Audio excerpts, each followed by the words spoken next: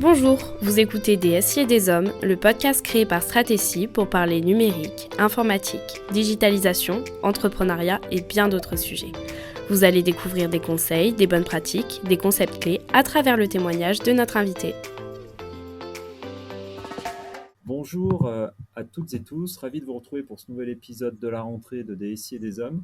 Pour ce nouvel épisode, j'ai le plaisir d'accueillir Jules Vera, cofondateur et CEO de la société Stoic. Nous allons évoquer avec lui son parcours d'entrepreneur, le domaine de la surtech, mais aussi de la cybersécurité et plein d'autres choses, je suis sûr. Bonjour Jules. Bonjour Nicolas, merci de m'inviter. Merci à toi d'avoir accepté mon invitation à participer à cet épisode.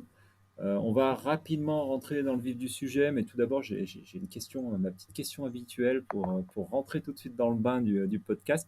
Quel est ton premier souvenir du numérique ou d'informatique? Je pense que...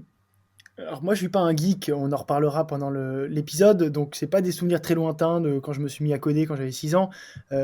Informatique, spontanément, ça me rappelle les cours de technologie au collège, qui s'appellent cours de technologie alors que ça n'a rien de technologie, mais au moins on avait C'est des vrai. ordinateurs. Et plus récemment, mais c'est mon premier vrai souvenir, c'est quand un associé m'a dit on devrait monter une entreprise dans la cybersécurité, et que je lui ai répondu: s'il y a bien un domaine sur lequel je ne me sens pas capable de lancer une entreprise, c'est la cybersécurité, parce que je n'y comprends rien. Et que me voilà 24 mois plus tard, dirigeant d'entreprise dans la cybersécurité. D'accord. Ouais. Justement, on va un petit peu parler de ton parcours parce que bon, il y en a qui te connaîtront dans le podcast, mais d'autres qui ne te connaîtraient pas. Et tu as un parcours assez, comme tu le dis, tu arrives dans la tech alors que tu n'es pas du tout issu de la tech, et même pas de l'assurance aussi, hein, on peut aussi le dire. Est-ce que tu peux nous te présenter un petit peu ton parcours, Ouais, qui alors tu il est es? court, hein, j'ai 29 ans, donc j'ai pas 30 ans d'expérience derrière moi.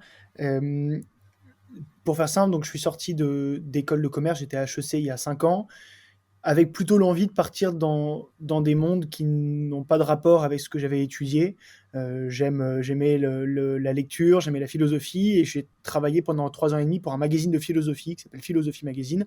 Je fuyais un peu le monde des startups, je trouvais beaucoup d'entrepreneurs qui venaient nous parler pendant mes études, un peu imbus d'eux-mêmes. Je trouvais que ça manquait d'humilité, et ça me déplaisait. Je préférais les philosophes, que je trouvais un peu au perché dans leurs idées, et ça me plaisait de les côtoyer. Donc j'ai travaillé pendant 3 ans et demi pour ce magazine super, que j'adorais, que j'adore toujours, pour lequel j'ai fait du business, hein. Donc j'ai créé une activité B2B. En gros, je vendais à des grandes entreprises françaises du contenu philosophique pour leurs managers, pour faire très simple. Et ça s'est bien passé. J'ai développé une petite activité, on était une dizaine à la fin.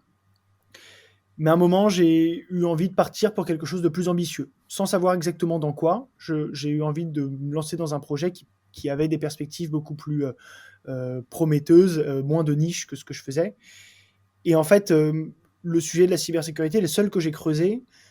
Et le fond n'est pas que le fait que je voyais une opportunité de marché parce qu'il y en a une énorme, mais parce que j'ai grandi avec beaucoup de dirigeants de PME autour de moi, dans mon écosystème personnel, dans mon ancien travail, j'en voyais beaucoup aussi, et que je trouvais hallucinant le nombre de dirigeants qui n'y connaissaient rien en cybersécurité, qui savaient qu'il y avait un risque énorme pour leur entreprise, mais qui ne savaient pas par où commencer pour le prendre. Et c'est ça ce qui m'a donné envie de me lancer dans cette aventure, c'est de me dire il y a un écart qui est dingue entre le niveau de risque qu'encourent les PME de se faire attaquer, et que ça les pousse à mettre la clé sous la porte. Et j'ai connu des dirigeants d'entreprise qui ont mis la clé sous la porte à cause d'une cyberattaque. Un écart entre ça donc et le niveau de protection qu'elles ont, qui est souvent très faible, parce que eux, comme moi à l'époque, ne savaient pas par quel bout prendre ce sujet. D'accord. Et donc passer, ouais, de Philosophie Magazine, bon, à développer une activité de business, hein, de B2B, à ça, bon, c'est déjà assez étonnant, mais enfin, tu nous réexpliqueras, on reparlera forcément de Stoïque et de ce que c'est, de la genèse et de ça. À côté de ça, je crois, enfin, j'ai lu un petit peu des recherches où tu as beaucoup voyagé, tu as un petit peu voyagé. Ouais, Tu m'as dit que tu es aussi, jeune et puis il y a eu c'est une aussi, période un petit peu compliquée. ouais, c'est aussi ce qui, dans la jeunesse, éveille l'esprit, et donne envie de ne pas suivre le même chemin que les autres. Et finalement, je finis par rejoindre le chemin de pas mal de mes collègues de promotion en lançant une start-up, Mm. en jouant le start-upper. Mais oui, j'ai pris une année entière, en 2015, pardon, où je suis allé vivre dans des fermes avec des fermiers que j'ai D'accord. côtoyés. Et à chaque fois, l'idée n'était pas de passer en coup de vent et de faire une analyse sur eux, mais de rester un mois sédentaire dans 10 pays différents. Donc, je l'ai fait avec un collègue à l'époque de promo. On a vécu en Mongolie avec des nomades, au Ghana avec des planteurs de cacao, en Nouvelle-Zélande, en Alaska avec des pêcheurs, etc. Et l'idée, c'était de rester un mois avec eux et de voir comment ils vivent et de vivre à leur rythme, quoi, pour découvrir des choses qui étaient aux antipodes de ce qu'on vivait sur le campus d'HEC Paris à Jouy-en-Josas. Donc, en fait, ce que je peux retenir, et ça va être en lien avec aussi une autre partie de toi, c'est que tu aimes sortir de ta zone de confort, finalement. Ouais, j'aime bien et je pense que Ouais. j'aime bien explorer des univers que je connais pas. Mm. Et en fait, dans ces trois expériences, on va dire, celui de la ferme, celui de la philosophie et celui de la cybersécurité, j'aime bien essayer de diffuser avec des mots simples des sujets complexes ou obscurs pour beaucoup de gens, quoi, qui ne maîtrisent mal. Mm. Et à chaque fois, je trouve intéressant de communiquer, d'essayer d'expliquer que ces univers, évidemment, pour Mm. maîtriser la cybersécurité, il y a une complexité que je ne comprendrai jamais parce que je ne suis pas un Ouais, bien développeur, sûr. mais on est capable d'expliquer avec des mots simples la réalité de ce que c'est qu'une cyberattaque. Et à chaque fois, j'aime bien cette idée de rentrer à fond, devenir plus ou moins expert d'un domaine pour pouvoir simplifier la vie des autres. Mm. Et puis, bah, pour toujours sortir de ta zone de confort et te dépasser, je crois que tu es un peu sportif. Tu as fait plusieurs marathons. Un Ironman, j'ai vu, il me semble. Un, c'est ça? Ouais, Ouais. j'ai un goût pour le challenge depuis toujours. Et en effet, je me suis mis à courir un moment où j'avais du temps et j'avais fait un semi-marathon. Et le lendemain du semi-marathon, je me suis dit, ah, c'est quand même pas assez, je pourrais faire un marathon. Et le lendemain du marathon, je me suis dit, ah, ce serait quand même pas mal de faire plus. Donc j'ai fait avec mon frère, on s'est inscrit pour un an plus tard un Ironman, qui est une épreuve longue où on fait Mm. 3 km 8 de nage, 180 km de vélo, puis un marathon, tout ça d'affilée. Donc ça demandait un peu d'entraînement et je l'ai fait dans le sud-ouest de la France. Et Et d'après après, ce j'ai que raccroché j'ai... parce que je me suis dit, Ouais. si je continue de pousser les conneries comme ça, on n'arrête pas de faire, on peut toujours trouver plus, quoi. Et à un moment, il faut se dire on est content de son défi et qu'on s'en arrête là. Mm. Oui, oui, parce que il me semble, alors, si je me trompe pas, j'ai réussi à trouver ton temps quand même, de 11h36 minutes, c'est ça? Sur l'Ironman? C'est ça, où tu as fini deuxième de ta catégorie? Je trouve que Oui, bravo. c'est pas une performance exceptionnelle. Ma catégorie, c'était moins de 25 ans. Et Oui, mais bon, enfin, dans ces compétitions-là, il y a c'est... beaucoup de trentenaires. Et donc, on était, je sais pas, une quinzaine de moins de Ouais, 25 ans. Et en effet, j'étais deuxième. Mais bon, c'est pas un ouais, temps, enfin, c'est pas un trentenaire temps qui et fera pas voire lire même la quarantaine, souvent, on est souvent ouais. sur des profils après qui se changent, qui sont seniors, mais voilà, mais je trouve que c'est plutôt intéressant, hein. Donc, bah, déjà bravo, parce que pour avoir déjà fait des triathlons, moi, mais voilà, je n'ai pas fait des Ironman, déjà je trouve ça c'est compliqué, puis ouais, puis voilà, c'est intéressant, intéressant. Pour revenir à ta deuxième expérience, donc t'es rentré dans le monde de l'entrepreneuriat à ce moment-là. Déjà, pourquoi toi avoir voulu devenir entrepreneur? Euh, je le voulais pas initialement. Enfin, donc en Mm. sortant d'école, c'était pas ma vocation. J'étais content d'être salarié. Jusqu'au moment où j'ai senti la frustration de beaucoup d'entrepreneurs, qui est la frustration de, de ne pas pouvoir mener le projet à sa guise. Et notamment, un des éléments qui était important pour moi, enfin, il y en avait deux en me lançant. Le premier, c'était de pouvoir choisir un projet qui puisse être très ambitieux, qui puisse aller très vite, en gros, avec une opportunité de marché qui soit considérable et qui nous permette de vivre une aventure très intense. Et la deuxième, qui est de s'entourer des gens que je choisis. Et je trouve que c'est ce qui est le plus beau dans une aventure d'entrepreneur, c'est Oui. de pouvoir définir une culture d'entreprise à laquelle on aspire et d'embaucher des gens qui ont le même fond culturel, entre guillemets, enfin, les Mm. mêmes valeurs, et donc partager cette aventure de manière collective, c'est ça ce qui me stimulait le plus et ce qui m'a donné envie de me lancer, quoi. Et c'est mon ambition. Évidemment, il y a plein de sujets business tout le temps quand on monte sa boîte, mais Oui, bien sûr. faut pas perdre de vue que à la fin, c'est une aventure collective. C'est ça qui fait que c'est stimulant. Et mon grand bonheur d'entrepreneur, c'est de me lever le matin et de me dire, je vais aller au bureau et retrouver des gens que j'ai embarqués dans mon aventure et qui sont contents de venir bosser. Et je suis content de les retrouver et de venir bosser avec eux. C'est ce qui fait le sel du business. Oui, oui, enfin, je trouve que c'est hyper important ce que tu dis, parce que dans notre rôle d'entrepreneur, bah, tu as des hauts et tu as des bas. Et c'est toujours compliqué, on va dire, de le faire et d'avoir une équipe sur laquelle on aime qu'on passe du temps, parce qu'on passe du temps avec eux. En plus, toi, vous avez fait le choix de monter l'entreprise à plusieurs. Je crois que vous êtes 3 associés. Exactement. Si je- 4 vous êtes associés. 4 associés, pardon, oui, j'avais pas. Oui, 4 associés. 4 associés. Et déjà, est-ce que toi, tu as des. Enfin, c'est récent, hein, parce que Stoïc a Avril démarré quand? 2021, donc ça a Oui, voilà, donc c'est moins récent. d'un an et demi. Ouais. Ouais, moins d'un an et demi. Est-ce que tu as déjà des premiers conseils un petit peu à donner sur une association? Parce que on sait, c'est toujours compliqué. J'avais eu la chance d'avoir Sylvain Tillon dans un épisode là, de cette saison sur l'association. Il a même écrit un livre sur ce sujet-là et on sait que c'est pas toujours facile, quoi. Je serais bien présomptueux de donner des conseils après un an et demi d'une Hmm. association qui réussit bien. Pour le coup, on a dans une relation qui est très bonne avec mes 3 associés. Ce que je sais, c'est que s'il y avait le moindre grain de sable dans notre association, la boîte en souffrirait avec des conséquences énormes, quoi. Enfin, c'est vraiment le socle de tout ce qu'on construit, c'est cette association initiale, donc elle doit vraiment pas être prise à la légère. Euh, et de ce que je vois, qui fait jusqu'ici qu'on s'en sort bien et qu'on est content de cette association, il y a 2 choses. D'abord, c'est que on a passé du temps en amont à vérifier notre alignement culturel. Est-ce qu'on veut la même chose? Est-ce qu'on travaille de la même chose? Est-ce qu'on communique de la même manière?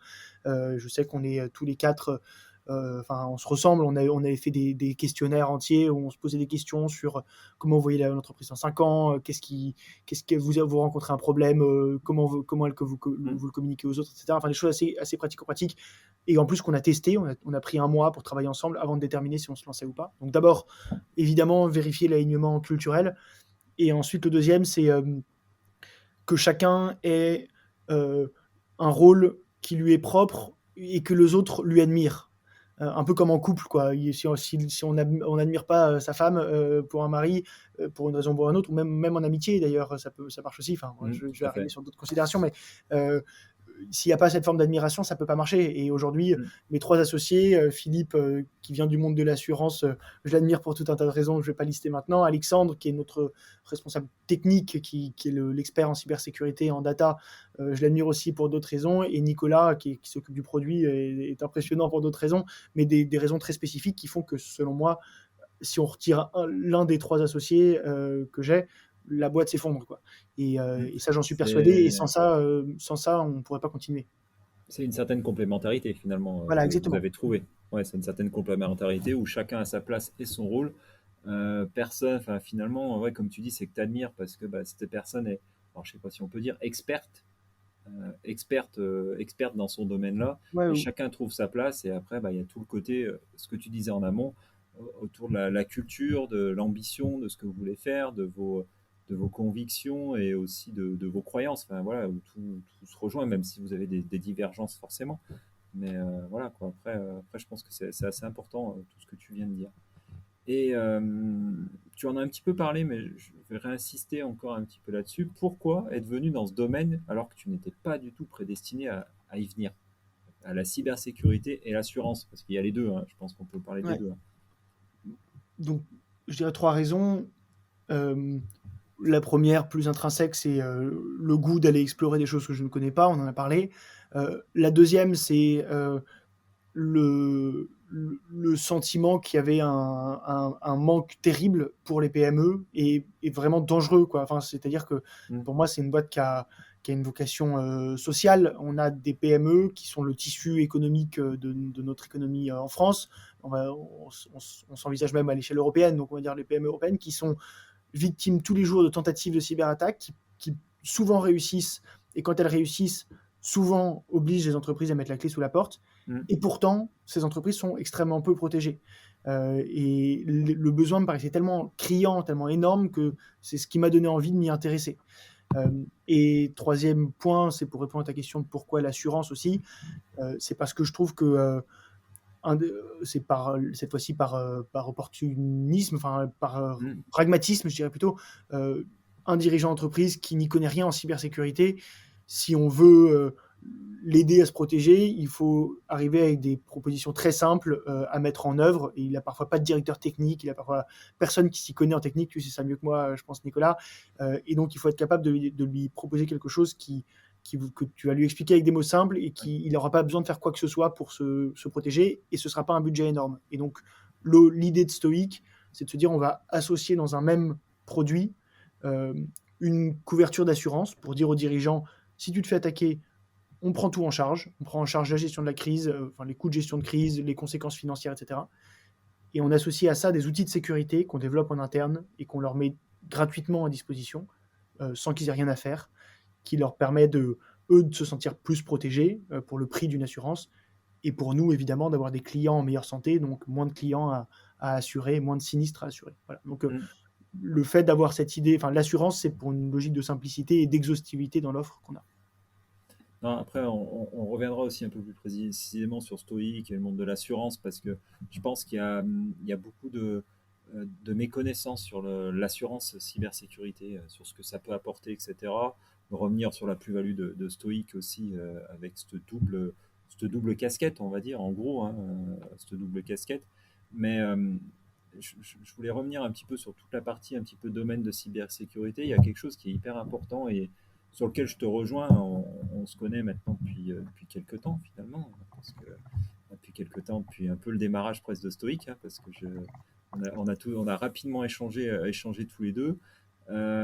Et je trouve que ce qui nous rejoint et ce qui aussi m'a dit, il faut que Jules vienne dans ce podcast-là, c'est ce côté un peu simplifié, vous simplifier la cyber. On le voit à travers vos communications. Euh, on le voit à travers vos communications, c'est simple, vous expliquer. Parce que quand on parle d'attaque DDoS, même de phishing, d'attaque par rebond, voilà, les gens, ça leur parle pas, ça leur parle pas tout ça, alors que c'est des risques qu'ils encourent. Et j'ai récupéré là sur votre site, hein, je mettrai de toute façon toutes les références sur la bio de l'épisode. J'ai trouvé hyper intéressant votre façon d'amener tous les chiffres depuis 2016-2017, qui est pour vous l'année charnière. Donc en plus, qui correspond avec la mise en place de cybermalveillance.gouv.fr, donc qui correspond au moment où aussi la France prend conscience qu'elle a du retard. Parce que pour moi, c'est un sujet que je connais depuis très longtemps, la partie cyber. Parce que c'était mon premier sujet de stage à la sortie de l'école, donc ça remonte à 2005, hein, et on était très en retard sur les pays anglo-saxons. Et je crois que tu en parles même, hein, je crois que on est au niveau de l'assurance, on est très en retard par rapport aux États-Unis, sur l'assurance cyber, hein, je parle, je crois.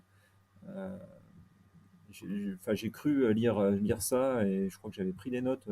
Ouais, le monde de toute façon, c'est vrai sur plein de types d'assurances, mais sur l'assurance cyber en particulier, aux États-Unis, il y a 5 ans d'avance par rapport à nous, mais c'est aussi lié au fait que les cyberattaques sont beaucoup plus présentes depuis plus longtemps sur le marché américain. Les entreprises américaines ont été plus ciblées que les marchés européens, et ce qui explique notamment le retard. Mais c'est vrai aussi en Angleterre. Oui, c'est vrai aussi en Angleterre. De toute façon, c'est vraiment anglo-saxon, d'après ce que toutes les études que j'ai pu mener ou regarder. Après, est-ce que tu crois que, je rebondis sur quelque chose que tu as dit, est-ce que tu crois que ces entreprises anglo-saxonnes et américaines étaient plus ciblées, ou c'était qu'en France, on n'avait pas de moyens de métrique, peut-être, de savoir si on était ciblé ou pas? Donc, Difficile à dire, tu as peut-être raison. Une chose est sûre, c'est que on connaît et on entend parler de peut-être 5% des attaques qui ont lieu, parce que la plupart des entreprises qui se font attaquer ne le disent pas, n'ont pas oui, envie que c'est ça se vrai. sache, n'ont pas envie que les clients soient au courant.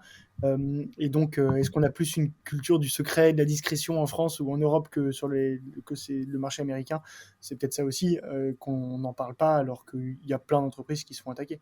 Oui, oui, ça, je suis complètement d'accord aussi. Il y a cette culture-là en France.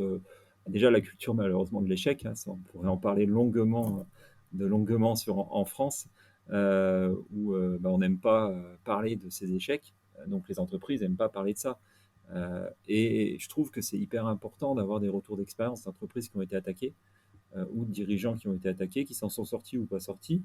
Mais parce que voilà, je crois, si je regarde dans les stats, non, je retrouve pas.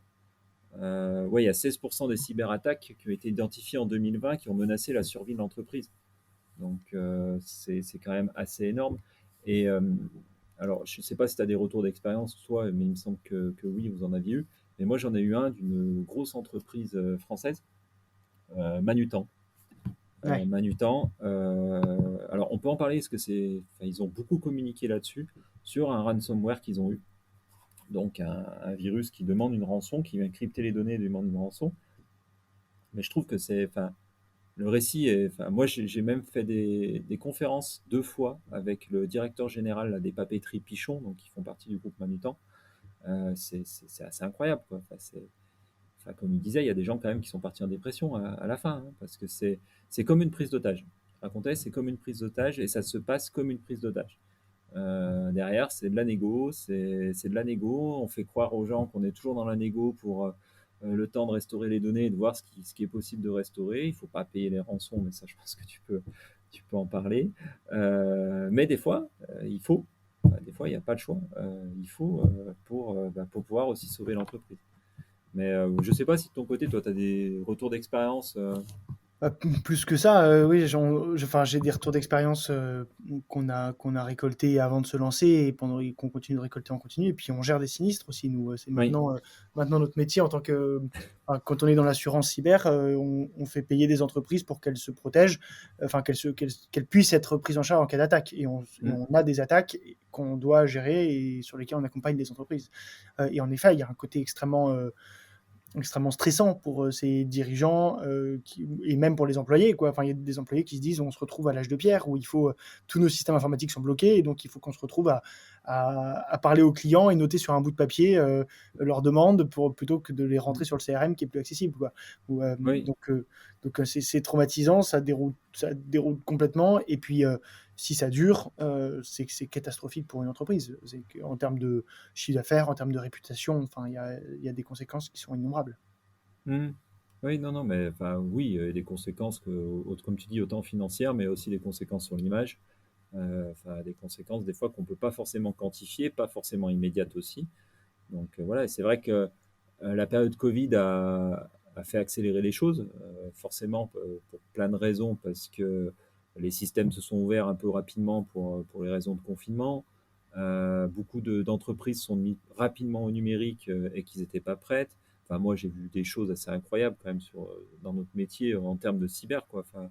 Ou des prestataires qui ouvraient tous les ports des pare-feux, donc toutes les portes sur Internet pour pouvoir se connecter de l'extérieur facilement.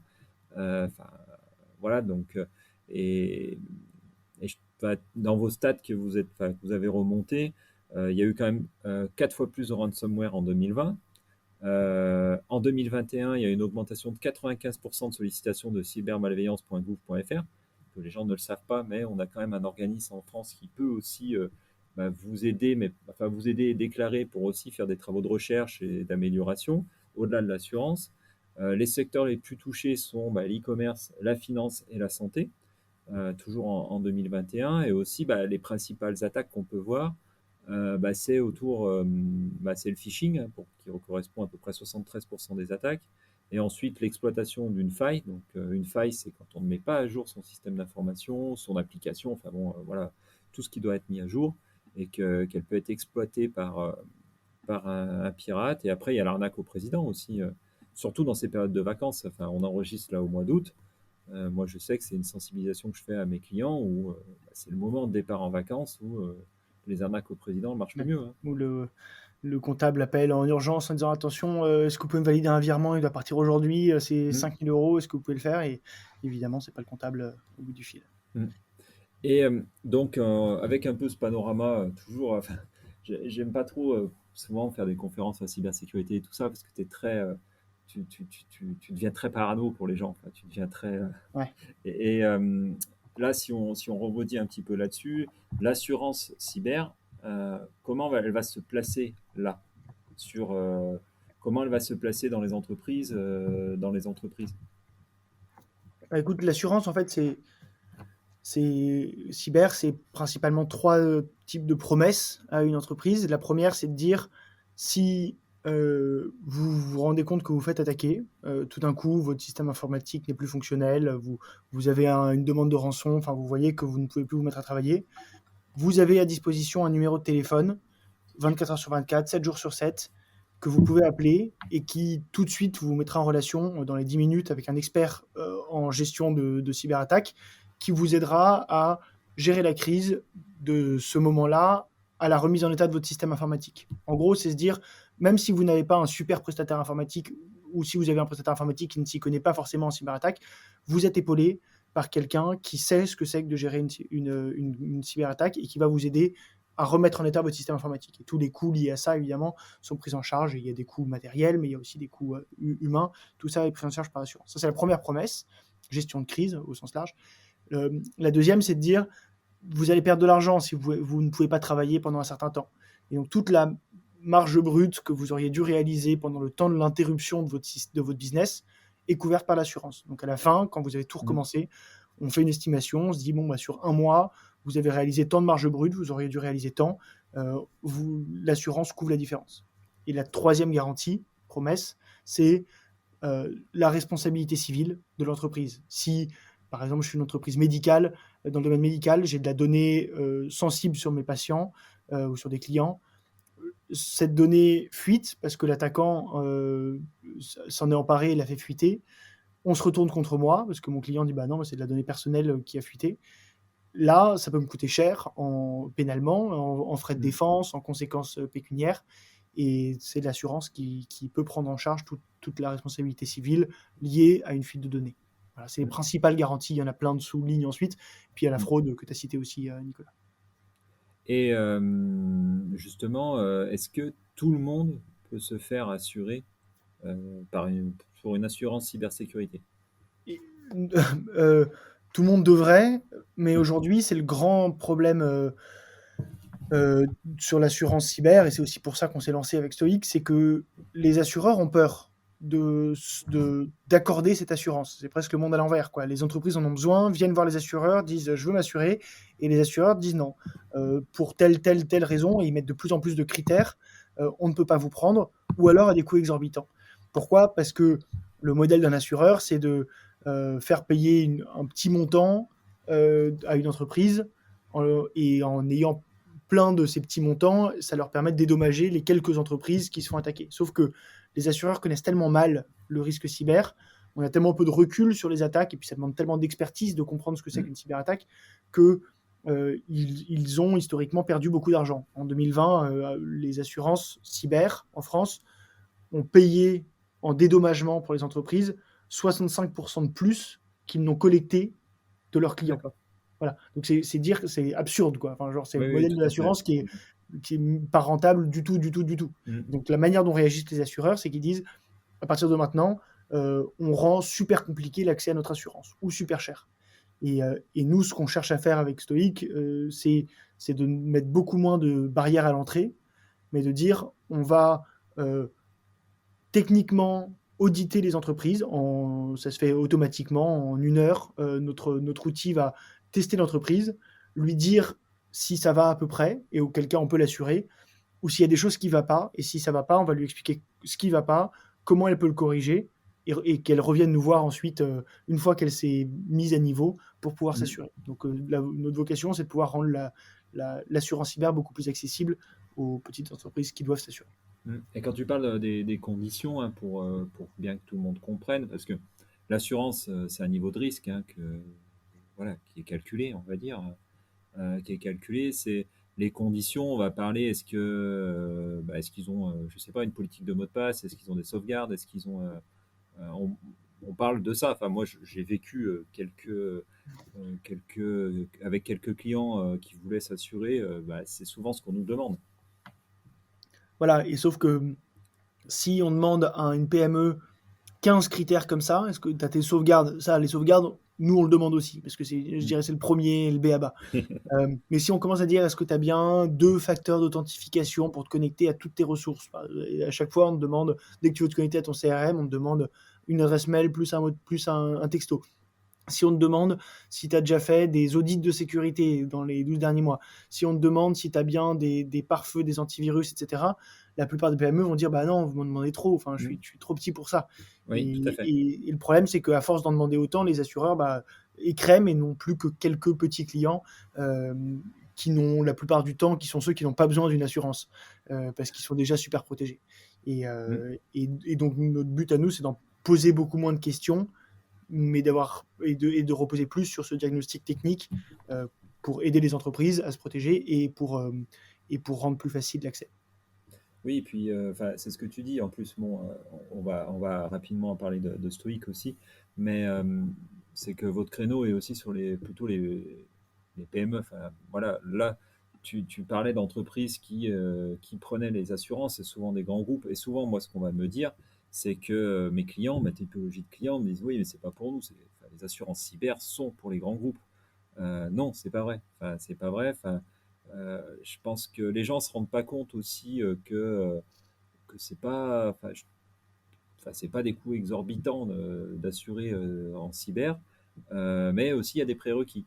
Mais les prérequis, je pense que, c'est même sûr, vous inventez rien. C'est le B à bas de la cybersécurité. Hein. C'est vous demandez aux gens d'avoir des mots de passe, d'avoir des sauvegardes, faire des mises à jour et de faire des tests de temps en temps.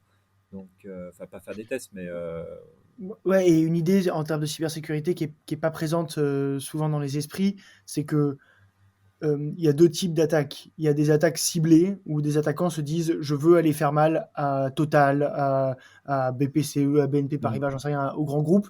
Et là, ils vont spécifiquement essayer de rentrer dans le système informatique, essayer de faire du mal à une entreprise de manière ciblée et y allouer du temps. Mais les PME se font plus attaquer que les grands groupes, donc ont plus besoin d'assurance que les grands groupes, parce qu'elles subissent des attaques qui sont opportunistes. Tout le monde s'en fout du fait que vous soyez le boucher du coin dans un petit bled en province, mais pourtant vous pouvez vous faire attaquer parce que les attaquants vont développer des attaques qui vont lancer sur 1000 entreprises similaires en même temps, et si sur l'une d'entre elles leur hameçon prend, et s'ils voient une vulnérabilité qu'ils peuvent exploiter sur l'une d'entre elles, là ils vont rentrer, et là ils vont s'y intéresser, et là ils vont essayer de faire le plus de mal possible. Mais c'est important de comprendre que je me souviens avoir posé la question au début à un dirigeant d'une entreprise de clarinettes qui me dit mais qui s'intéresse à moi, enfin, franchement, qui va venir m'attaquer moi, tout le monde s'en fout de ce que je fais, je vends des clarinettes et c'est une belle boîte pourtant. Et la réponse est personne ne s'intéresse à toi et pourtant tu peux te faire cyberattaquer. Et c'est ça, et pourtant parce que personne ne s'intéresse à toi, tu as presque plus de chances qu'on se fasse de te faire attaquer. Ouais, puis on parle des attaques par rebond, on parle de plein de choses, les effets collatéraux aussi. Il y a tout un tas de sujets. Et puis un de ses concurrents peut aussi avoir envie de l'attaquer, quoi. On peut tout imaginer. Ça arrive aussi. Ouais, on peut tout imaginer maintenant, malheureusement. Mais, voilà. Et Stoic, là, comment elle va venir se placer dans cet environnement? Parce qu'il y a les gros faiseurs qui sont là. Enfin, les gros faiseurs, quand je parle des gros faiseurs, c'est AXA, Allianz, etc., qui proposent leur assurance cyber. Mais comment Stoic vient se placer dans cet environnement En concurrence, c'est-à-dire que non mais c'est vrai, aujourd'hui une entreprise peut faire, en gros on se retrouve face à des entreprises ou face à des courtiers en assurance qui proposent des contrats à leurs clients, parce que la plupart de nos ventes se font par des courtiers en assurance, et où l'entreprise a le choix à la fin entre une couverture d'assurance AXA, qui a grosso modo, AXA parmi d'autres, hein, qui a grosso modo les mêmes garanties que les nôtres, même exactement, celles que j'ai citées précédemment, le même prix que notre assurance, sauf que AXA est beaucoup plus connu que Stoic, mais sauf que nous, ce qu'on fait de différent, c'est que on ne fait pas que assurer les entreprises, on les assure et on les protège. Et on assure avec une expertise en cybersécurité. C'est-à-dire qu'à partir du moment où l'entreprise est assurée chez Stoic, elle a accès à nos outils de manière hebdomadaire, on la surveille en continu, nos outils de scan qu'on lui met à disposition en continu. Elle peut réaliser des campagnes de phishing sur ses collaborateurs en 2 clics, toujours de manière très simple, gratuitement. Et elle peut avoir accès à notre équipe d'experts cyber gratuitement dès qu'elle a moins de questions, parce que c'est notre promesse que de dire à nos clients, nous, on veut tout faire pour que vous n'ayez pas de sinistre, parce qu'on y perd tous, si vous avez un sinistre, si vous vous faites attaquer. Donc, on va vous aider à ce que ça n'arrive pas. Là où, évidemment, AXA, c'est des gens de l'assurance qui sont spécialistes de l'assurance depuis des années, mais si vous voulez, qui comprennent vraiment la profondeur du sujet de la cybersécurité, ils ne vont pas pouvoir le faire. Voilà. L'originalité, c'est de dire on vous assure et on vous protège pour le prix d'une assurance. Et d'ailleurs, C'est pour ça qu'on s'appelle stoïque. Et ça fait le lien avec ma formation philosophique avant. Les stoïciens disent face à un danger ou face à une menace extérieure, le réflexe à avoir est de distinguer ce que je peux faire, ce qui dépend de moi, ce sur quoi je peux agir, de ce qui n'en dépend pas, et accepter qu'il y a une partie du risque qui échappe à mon contrôle, que je ne peux pas tout maîtriser. Et notre approche est la même, c'est de dire on va aider les entreprises à faire ce qu'elles peuvent faire avec nos outils très simples, de leur dire voilà, là, vous pouvez gagner énormément en protection, mais on va accompagner ça d'une assurance parce qu'ils ont beau se protéger au maximum, ils ne sont pas à l'abri d'une attaque. Voilà, associer les deux. Et justement, là, tu nous parles un petit peu de tes clients. Qui sont-ils? Qui sont-ils? C'est quoi? Est-ce que c'est que des startups? Parce que on le voit souvent, c'est que les startups aiment bien travailler avec d'autres startups. Est-ce que c'est de tout type? Est-ce que tu peux, quel est le secteur d'activité? Ouais, pas du tout que des startups parce que on aurait un marché bien limité et que c'est souvent pas elles qui ont le plus besoin d'une assurance. Déjà, dans le fond, moi, ce que je considère être mes clients, c'est ceux qui vendent mon produit, c'est-à-dire les courtiers en assurance. Encore une fois, c'est ceux qui savent vendre de l'assurance et qui ont la légitimité pour recommander les meilleurs produits d'assurance, c'est les courtiers. Et à qui ils le recommandent? À des PME. Et en fait, plein de courtiers ont des spécialisations dans plein d'industries différentes. Ce qui fait qu'à la fin, je me retrouve aujourd'hui avec un portefeuille de clients, un portefeuille de risques qui est extrêmement éclaté en termes de secteur d'activité. On va faire souscrire dans les... quand là on enregistre en août, on sera fin septembre, quand l'épisode sera diffusé, on aura fait souscrire des écoles privées dans le secondaire. Je ne pensais pas du tout que ça ferait partie de nos clients, mais il y en a plein qui doivent s'assurer aussi parce que ça peut leur arriver de se faire attaquer. On a des entreprises, des galeries d'art, on a des entreprises, des commerces de proximité qui sont assurés. Et évidemment, on a aussi des cabinets d'avocats, de notaires, des boîtes de e-commerce et des startups qui viennent à nous. Mais c'est très très large parce que toutes ont quelque chose, toutes travaillent sur un système informatique, quoi. Enfin, ça n'existe plus des entreprises qui font tout à la main sur du papier et dans des grands classeurs. Donc toutes ont des données, un système informatique à protéger et à préserver. Et là, vous avez combien de clients à peu près? On approche des 200. À l'heure où on se parlera, on sera plutôt à l'heure où sera diffusé, on sera plutôt entre 300 et 500. Ah oui, joli. Bravo. Et je le répète, en 1 an et demi, c'est ça? Ouais, techniquement, en fait, lancer un produit d'assurance, ça prend quasiment 1 an, donc c'est plutôt 6-8 mois de lancement sur le marché. Ouais. C'est plutôt ça. Et je sais pas, tu as des références que tu peux citer? De clients? Des belles, après c'est Oui, après ce sera des être à boîtes. défaut vis-à-vis d'autres Non, j'ai clients. pas de souci. Après des PME, les PME un peu connues, c'est moins glamour que de dire je travaille avec Total, mais je peux pas travailler avec Total. Moi, je m'intéresse vraiment à ça, ces je sais bien. entreprises. Je sais pas, on a des boîtes dans comment ça s'appelle, les déodorants Respire, les lunettes Jimmy Fairly, les matelas Teddy Bear. Enfin, il y a des jolies marques comme ça, mais ça, là, c'est trop produit. Des jolies marques, quoi. Enfin, des marques sympas, quoi. Ouais, après, moi, ce que je préfère comme client, c'est des sociétés de transport. En fait, peu m'importe que ce soit des jolies marques, quoi. Oui. Moi, ce que je veux, c'est accompagner des entreprises qui sont à risque et les aider à être le moins possible à risque. Non, mais ce que je voulais dire dans les jolies marques, bon, Respire, on connaît forcément par rapport au marketing qui est tout autour, mais c'est des marques avec qui on a envie de travailler, mais parce que sans jeu de mots, ils respirent un peu la confiance. Et je pense qu'aussi, c'est aussi votre niveau, l'assurance. Moi, je parle de mon cas personnel aussi. L'assurance, on veut travailler avec des gens à qui on a confiance. Bien sûr.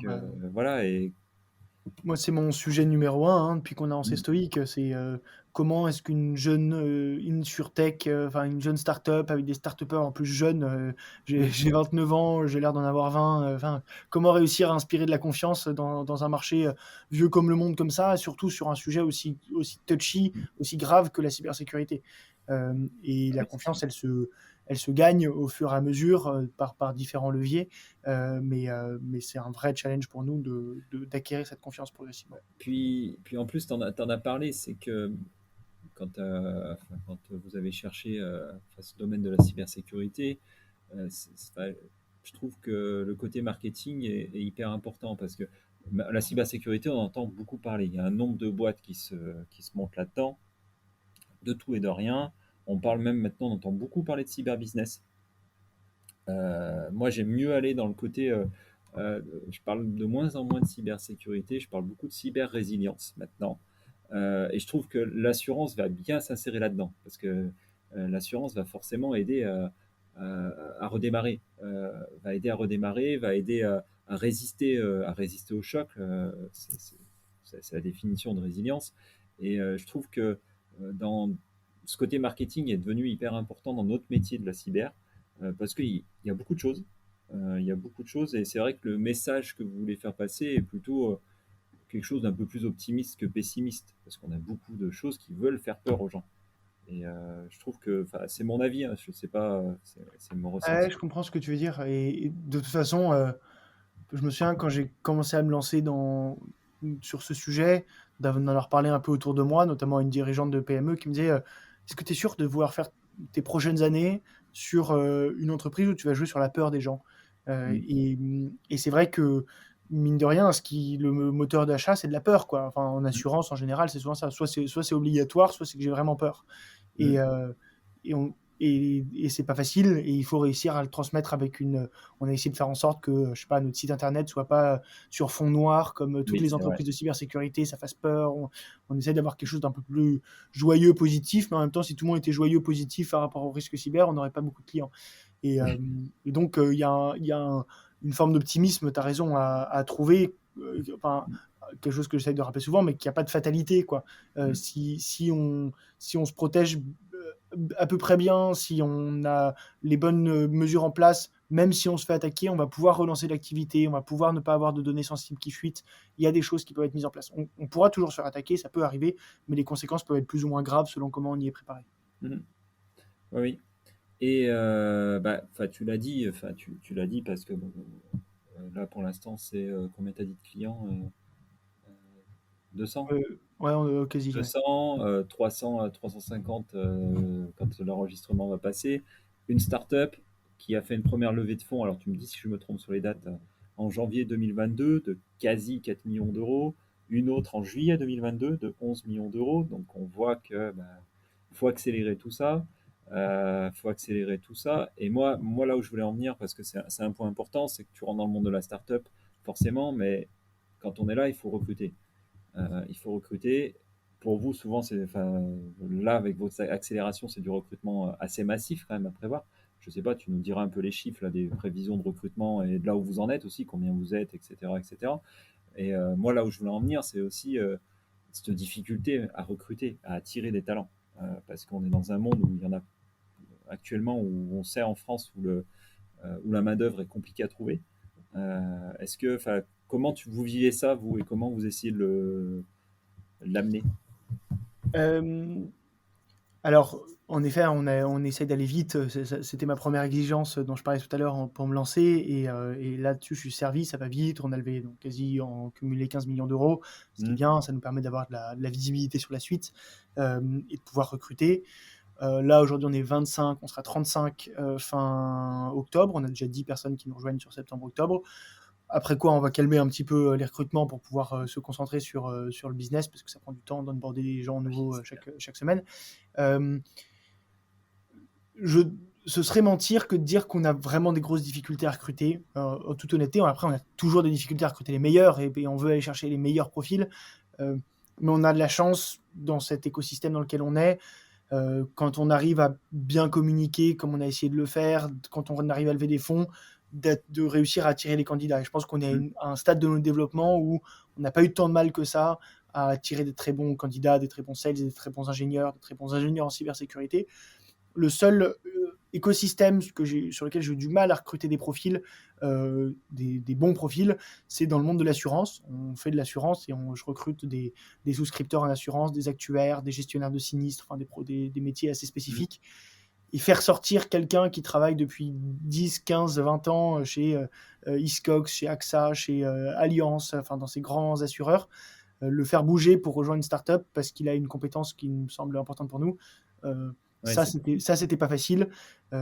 Et bah, après, c'est de la force de conviction, quoi. Il faut réussir à l'embarquer dans l'aventure, à l'intéresser aussi au capital, quelque chose qu'on fait avec tous nos salariés. Tous nos salariés ont des parts de l'entreprise, donc se disent bon, bah, aujourd'hui, on vaut autant. Si tout se passe bien dans 18 mois, ça fait fois 5, fois 10, qui sait, et ça peut représenter des plus-values importantes. C'est fictif, hein, c'est potentiel, c'est pas réel encore, mais c'est des choses qui peuvent aussi aider à attirer. oui. Après, je trouve que c'est très important ce que tu viens de dire parce que euh, clairement, enfin, on sait, on manque de main-d'œuvre en France, sur certains domaines encore plus, dans la tech encore plus. Et je trouve que ce que tu dis est plutôt important. C'est qu'en plus, vous êtes une jeune entreprise, mais vous avez fait un peu déjà, même voire beaucoup, le travail d'un peu de la marque employeur. Euh, voilà, et vous arrivez à tirer les gens parce que vous communiquez aussi beaucoup. Bon, d'après ton dernier post, beaucoup plus toi. Mais bon, ça, je laisserai les gens aller lire, qui est très intéressant. Voilà, c'est un bon débat que tu as lancé. Mais c'est important, et je trouve que euh, on arrive à attirer les gens par ce qu'on veut véhiculer, par ce qu'on veut véhiculer par les réseaux sociaux, et en sentant aussi que c'est vrai. Je trouve que il y en a qui essayent et qui malheureusement on n'a pas l'impression que c'est du vrai, et ils ont peut-être du mal à attirer les talents. Mais voilà, un de vos clients en est, je pense, le parfait exemple avec Respire, enfin, il y a beaucoup de communication autour de la marque, autour de qui vous êtes, de vos valeurs, etc. Et je pense que en plus de votre levée de fonds, bah, ça attire les gens. C'est-à-dire, waouh, ils ont fait 2 levées de fonds en 6 mois. Ouais, ça vaut. Je prends un joli risque à y aller, quoi. Et vous racontez l'histoire aussi. Enfin, tu la racontes très bien aussi, l'histoire de ce que vous voulez donner à Stoic, à devenir le premier. J'ai perdu le terme. Le premier Assureur cyber, on peut dire. assureur cyber d'Europe, je crois, hein, c'est ça. Ouais. De France et Enfin, d'Europe, on va pas. Voilà, on va y aller. on commence par la France et on sera bientôt en Europe. Ouais, non. Oui, enfin, créer la marque employeur, t'as raison, c'est un effort qui est indispensable, et en même temps, ça ne marche que si c'est authentique, enfin, comme tu le dis, et je pense pas mentir en disant qu'on met un vrai effort. On n'est jamais parfait, en fait, on fait plein d'erreurs de gestion humaine. Quand d'une entreprise qui grandit aussi vite, nécessairement, il y a des erreurs, surtout pour des gens qui sont des fondateurs pour la première fois, comme c'est mon cas, comme c'est le cas de 2 de mes 3 associés. On apprend en même temps qu'on marche, mais on essaye vraiment en interne de faire quelque chose de sympa, où les gens bossent, mais sont contents de bosser, et ne sont pas esclavagisés non plus. Tout le monde, moi j'ai un bébé de quelques mois, je rentre tôt le soir pour pouvoir m'en occuper, je travaille pas le week-end, enfin tout le monde a un rythme qui est à peu près ça, et on essaye de communiquer autour de ce qu'on fait et la manière dont on le fait et pourquoi est-ce qu'on le fait de cette manière, pour que ça puisse attirer des gens et que certains s'y retrouvent, si Ouais. tout se passe bien. Non, mais très bien. Très bien, très bien. On va passer à des questions un tout petit peu plus personnelles, parce que dans Déicier des hommes, avec un grand H, il y a homme. Est-ce que tu pourrais nous parler d'un de tes échecs, difficultés, doutes, mais aussi derrière, qu'est-ce que tu as pu en tirer de ça? C'est une question d'entretien de personnalité, ça. Ouais, c'est ça. Quand c'est- Ça, euh, en plus, avec un philosophe en face de moi, ça. non, euh, c'est pas une question facile parce que euh, des échecs, j'en connais plein tous les jours. Enfin, vraiment, il y en a beaucoup, quoi. Récemment, j'ai voulu me lancer dans un autre pays que la France, et j'ai reçu un non de la part d'un assureur que je pensais qu'il allait m'accompagner, il m'a pas accompagné.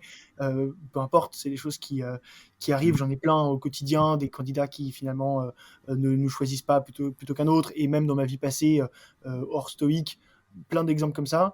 Je pense pas pouvoir, je pense que ce serait mentir de parler d'un gros échec qui m'a fait apprendre. J'ai eu la chance ou la malchance, si on considère que l'échec est a posteriori une réussite, de ne jamais tomber sur quelque chose de très dur, un coup derrière la nuque. Hmm. Donc je continue d'avancer, et je sais que le jour où ça m'arrivera, il faudra que je sois préparé, parce que ça arrive dans toute vie nécessairement. Pour le moment, je suis plutôt Euh, confiant parce que les choses me réussissent. Voilà, je Et préférerais raconter une belle histoire d'un échec que j'ai surpassé, mais ce serait pas authentique. oui, oui, non, mais après, il n'y a pas de souci. Mais peut-être aussi, ma question, est-ce que aussi euh, tes voyages t'ont pas aidé à aussi voir peut-être différemment la chose et voir aussi ce qu'on parlait de la culture de l'échec, est-ce que ça t'a pas permis de dire finalement, bah, c'est rien, enfin, ça continue, la vie continue et voilà, et je rebondis tout de suite, quoi. En fait, je dirais ça un peu différemment. Je pense que euh, un des éléments clés dans la réussite, entre guillemets, hein, et réussite à sa petite échelle, mais en tout cas réussite de ce qu'on a envie d'entreprendre, c'est la confiance en soi, la confiance dans le fait qu'on va réussir. Euh, et ces années de voyage, ou c'était des années très introspectives ou de réflexion sur moi, sur ce que je voulais, etc. Et qui m'ont permis d'arriver à un état où je me disais, je suis bien dans mes pompes, et je sais à peu près ce que je veux, où je veux aller, comment je veux le faire. Et à partir de là, j'ai l'impression d'avancer avec confiance. Et plus la confiance, plus tu as de la confiance, plus c'est un cercle vertueux parce que tu entreprends des choses que tu vas réussir et qui vont te permettre d'accroître cette confiance. Et voilà, je pense que dans le fond, la grande difficulté c'est de générer cette confiance à l'origine. Et puis le moment où en revanche tu as un échec, bah, elle vient altérer cette confiance qui doit pas complètement se dissoudre. Mais ce dont je suis persuadé, absolument persuadé, c'est que toute réussite repose sur deux facteurs nécessaires et suffisants. La somme de ces deux, c'est du travail ou du talent, enfin en tout cas des capacités et de la confiance dans sa réussite. Et si il nous manque un des deux, si Joe Tsonga joue 100 fois contre Djokovic et qu'il est parfois meilleur sur le terrain, mais qui ne croit pas dans le fait qu'il va gagner, il va faiblir sur le dernier set et il va perdre. C'est un truc qu'on voit tout le temps, enfin, c'est la peur de gagner, je ne sais pas comment on l'appelle, mais à la fin, si tu ne crois pas que tu peux le faire, bah, tu ne le fais pas. Quoi. Un vrai sujet tu sais, je sais pas si tu les connais de la Fédération de la Loose, là, de la Fédération française de la loose, oui, oui, voilà. Enfin, je prends un français, mais il y en a plein d'exemples. Quoi. Oui, non, non, mais c'est un vrai exemple où en fait, ouais, il joue de ça beaucoup, hein. Donc bon, et pour la petite info, il y a un Stéphanois. Enfin, ça a été monté par un Stéphanois. Donc, Ah, la Fédération française de la loose, bah, ouais. ils s'y connaissent en ce moment, les Stéphanois. Ah bah exactement, exactement. Je ne dirais pas le contraire. Euh, donc bon, j'ai pris Je plaisir à leur souhaite de regarder retrouver ça. confiance parce que moi je suis supporter de l'OM et mon Non, mais mon ennemi juré c'est l'OL, donc là-dessus je me retrouve très bien avec ah cette ouais, c'est vrai, décision. c'est pas Paris. Bon, ils sont dans une autre sphère maintenant. Oui, ouais, ouais, ouais, tout à fait, tout à fait. Et ils ont pris quand même un ex-entraîneur stéphanois à Paris. Euh, Si tu avais un livre, une série ou un film à nous conseiller, bon, je sais que Ce sera un livre. ouais, ça sera un livre. Je sais que t'aimes bien lire, mais est-ce que tu aurais quelque chose? Ouais, il y a un livre que j'aime bien qui est très simple à lire, qui fait, je sais pas, 50 pages, d'un philosophe français, mais encore une fois simple à lire, qui s'appelle Clément Rosset, qui est mort il y a quelques années, et qui s'appelle La Force majeure. Euh, D'accord, qui est un livre que je trouve très, très fort sur la puissance de la joie. d'accord. Euh, et donc voilà, c'est une analyse que je trouve belle et qui m'inspire beaucoup. Je trouve que les philosophes font beaucoup plus à inspirer des dirigeants d'entreprise que les bouquins de management qui ont du bon à certains égards, mais qui sont quand même des conseils venus d'en haut souvent et prémâchés. Et c'est pas comme ça qu'on apprend, je trouve. On apprend en se questionnant et en interrogeant son vécu plutôt qu'en appliquant des préceptes qui ont été vécus par d'autres. Quoi. Voilà, Mm. c'est ma Je, réponse. si un jour, ou si tu as le temps, ou si quand tu auras l'opportunité, je t'invite à un moment à te rapprocher du CJD. Je pense que du centre des jeunes dirigeants, qui est une association de dirigeants et qui, je pense, tu t'y retrouverais bien dedans. Euh, voilà, je pense que tu t'y retrouverais bien parce qu'il y a des valeurs que tu véhicules qui sont celles-ci. Moi, je fais partie du CJD, je suis à la section de Saint-Étienne depuis. J'attaque ma deuxième année et je trouve ça. Enfin, voilà, et on a des conférences assez importantes de gens, pas forcément philosophes, mais voilà, qui ont une philosophie de vie, et voilà, je t'inviterai, je t'en reparlerai à l'occasion. Et voilà, Avec plaisir, je connaissais pas, ouais, j'avoue. ouais, ouais, mais ouais, c'est hyper instructif et hyper sain. Enfin voilà, je t'en parlerai à l'occasion. Si tu avais à conclure, quel est ton mot de la fin? Quel est enfin, bonne question. Alors, si c'est une PME qui m'écoute, assurez-vous, protégez-vous. Si c'est un potentiel entrepreneur, si vous avez de la confiance, tout va réussir, quoi. Ouais. Il faut oser, il faut se lancer. C'est quand même Mm. des aventures qui sont superbes de lancer quelque chose qui n'existait pas du tout et de le créer ex nihilo, de lui donner vie. C'est une forme de création qui est en tout cas très épanouissante quand Je suis d'accord. on la vit. Je suis d'accord. Où est-ce qu'on peut te retrouver? Là où tu me suis aussi un peu, LinkedIn, je pense que Ouais. c'est là que je m'exprime le plus. J'avais une vraie aversion des réseaux sociaux à l'origine. Je suis pas sur Instagram, je suis pas sur Facebook, je n'utilise pas, je suis pas sur les autres réseaux. Et il y a 1 an, quand j'ai lancé l'entreprise, je me suis dit que LinkedIn, c'était quand même un passage obligé. Et donc, j'ai pris un conseil externe pour m'aider au début à comprendre comment ça marchait, trouver D'accord. ma ligne éditoriale. Et depuis, je me force à écrire toutes les semaines. Donc, j'ai fait une petite pause pendant l'été. Et c'est vrai que c'est un générateur de visibilité qui est assez impressionnant. Je recommande aussi à ceux qui veulent donner un peu de visibilité. Il y a plein de conseils pour pas mal communiquer sur LinkedIn, mais on pourra en parler en off. N'hésitez pas, je réponds a priori à tous mes messages sur LinkedIn. D'accord. Et puis j'ai rajouté une question là pour cette rentrée. Est-ce que tu aurais un invité à me conseiller? Quelqu'un que je pourrais, voilà, que tu trouves intéressant et que je pourrais essayer de rencontrer dans ton écosystème, voilà, qui pourrait être intéressant à ce que j'interviewe? Laisse-moi y réfléchir et te revenir là-dessus, que je réfléchisse à quelqu'un. Enfin, il y a plein de gens intéressants dans mon entourage, mais si tu veux, je te donne la réponse après, Ça marche, après réflexion. ça marche, pas de souci, merci. Merci beaucoup Jules, c'était hyper intéressant là, on a fait plein de choses là. C'était vraiment cool. Moi je remercie à nos auditeurs aussi de nous avoir écoutés. Comme vous l'avez dit, vous pourrez retrouver Jules sur LinkedIn. Je vous mettrai aussi là, les quelques liens qu'on a parlé entre Stoïque, entre aussi le livre qu'il nous a cité, que j'ai mis dans ma prochaine liste de lecture.